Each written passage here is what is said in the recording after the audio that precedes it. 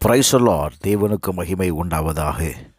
ஆண்டவரும் இரட்சகருமாய் இருக்கிற இயேசு கிறிஸ்துவின் இணையற்ற நாமத்தினாலே இந்த கால வேளையில் உங்கள் யாவரையும் நான் வாழ்த்துகிறேன்.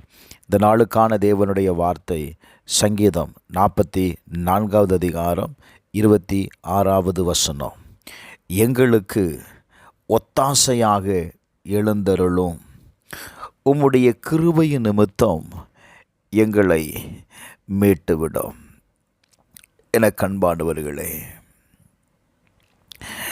இந்த வசனம்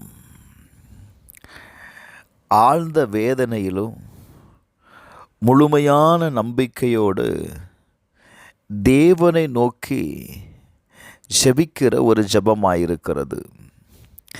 இஸ்ரவேல் மக்கள் தங்கள் பலவீனத்தையும் மனித உதவியின் வரம்பையும் உணர்ந்து தேவனுடைய கிருபையே தங்களுக்கான ஒரே நம்பிக்கை என்று அறிந்து கொண்டார்கள்.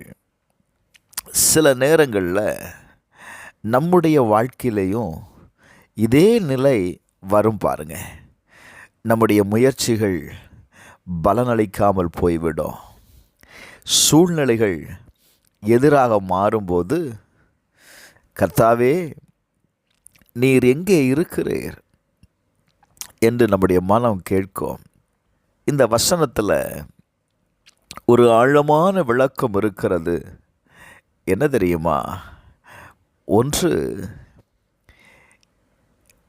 எழுந்தருளும்,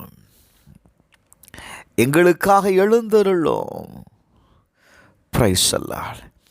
இந்த எழுந்தருளும் என்கிற வார்த்தை தேவன் செயல்பட வேண்டிய நேரம் வந்துவிட்டது என்பதை குறிக்கிறதான ஜெபமாக இருக்கிறது. அநேக நேரம் தேவன் மௌனமாக இருப்பது போல தோன்றும்.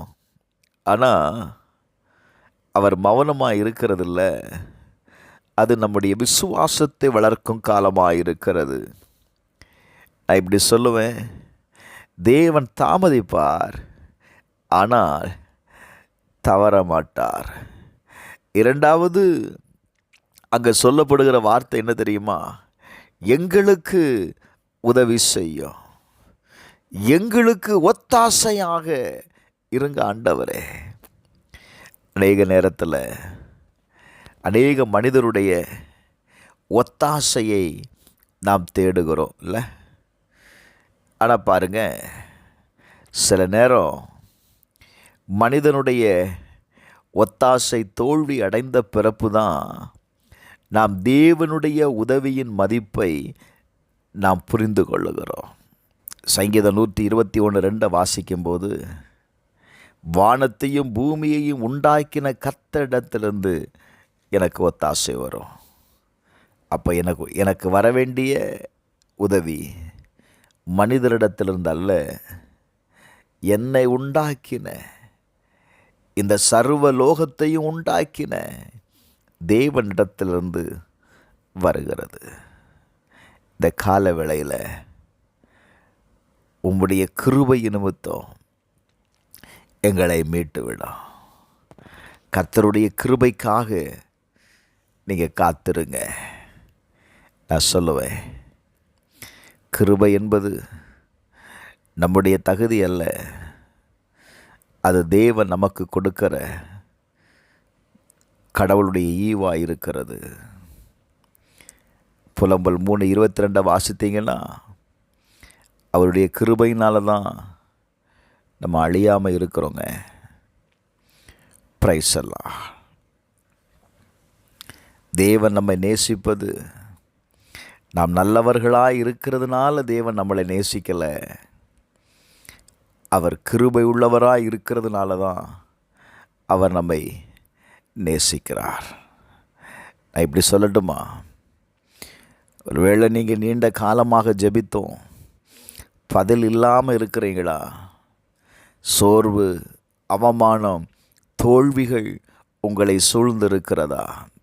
இப்படிப்பட்ட சூழ்நிலையில் கர்த்தர் தான் எனக்கு உதவி செய்யணும் அப்படிங்கிற நிர்பந்தமான நிலையில் நீங்கள் இருக்கிறீங்க அப்படின்னா, இந்த வசனம் உங்களுக்கு ஒரு ஜெபமாய் மாறட்டும். ஒரே ஒரு வார்த்தை தாங்க, என்ன தெரியுமா?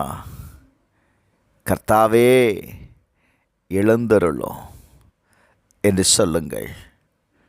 எழுந்தருளும் என்று சொல்லுங்கள். கர்த்தருடைய ஒத்தாசையை நீங்கள் காண்பீர்கள். செபிப்போமா? எங்கள் பரலோக பிதாவே, எங்கள் கண்கள் சோர்ந்து போன நேரங்களில் எங்கள் உதவி நீரே என்பதை நாங்கள் ஒப்புக்கொள்ளுகிற ஆண்டவரே, எங்கள் தகுதியினால் அல்ல, உமது அளவற்ற கிருபையினால் எங்களை மீட்டுக்கொள்ளும். இன்றைக்கே இப்பொழுதே நீர் எங்களுக்காக எழுந்து செயல்படுவீர் என்று நான் விசுவாசிக்கிறேன். எங்கள் காரியங்களை ஜெயமாக்கி தாரும். இயேசுவின் நாமத்தில் ஜெபிக்கிறேன் பிதாவே. ஆமென், ஆமென்.